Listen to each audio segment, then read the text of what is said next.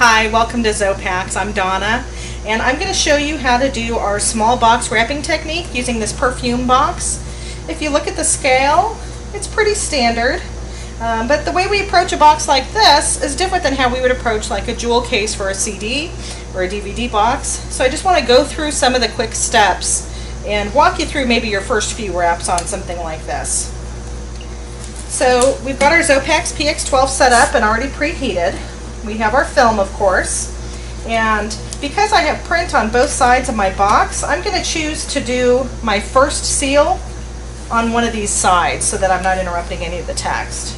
So because of that, I want that side to be face up. I'm going to set this on the button here. And much like the other videos that you'll see on our website, it's very similar techniques. So we line it up. And on a box like this, I like to have some overlap. So I might do about that much overlap. You could get away with smaller amounts of overlap, and you'll kind of get a feel for that as you start wrapping your own boxes. So I kind of line that up visually. I try and make it so that it's roughly centered left to right. I have enough leeway on this particular roll that that's not going to be too crucial. And what I'm doing is I'm wrapping it around. You can see my fingers are on the outside of the plastic. My index fingers are holding that fold in place. So I folded it over and slid my fingers out of the way. You can see they're not going to be in the way of that heat panel. Now the machine has a hot wire here, and then this front edge is very hot. Those are the pieces that we're using to actually do the wrap. Please keep in mind that this front edge of this top piece also gets very warm. So we're going to take this, like I showed you, with the edge folded over, and we're going to bring it across this way. Now I can pause for a moment here and make sure I've got it set up correctly. I'm not actually touching any of the heat right now. And I want you to notice that if I put too much pressure on this, see how the sides kind of fold up? We don't want to do that because the wire is straight. So we want to keep our film as straight as possible. This is going to take a little bit of practice, and this first cut is usually the piece that takes people the most practice to get used to. So I've put tension on it, and then I'm just going to kind of push down, and it cuts the film, and as I press it against this, it makes that seal. So now I'm disconnected from here, and we're going to go through and I'm going to show you how you can wrap these end pieces.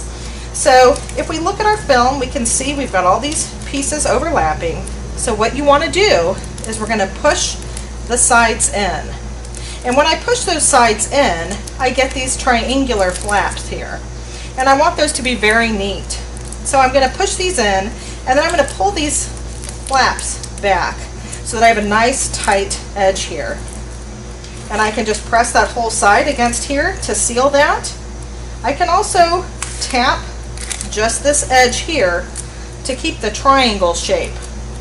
Once I've done that, this is now sealed, but I've got these flaps. This is what's going to give us that nice gift wrap look. So we're going to fold one of these over, and we're just going to slide that against the heat.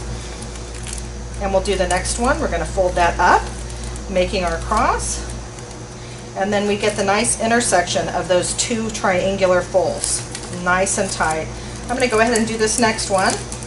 And sometimes you'll notice as you're putting this, you might need to feed your finger to just align that. We want that triangle to lie nice and flat. So sometimes I'll use my fingers to kind of smooth those out. And we do our first press. We fold our triangular section back, and then we rub it on that.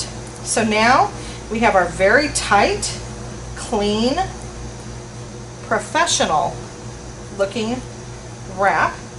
We've got our nice pointed edges that overlap, and it's nice and clean and tight. Very professional and commercial looking for just pennies per package.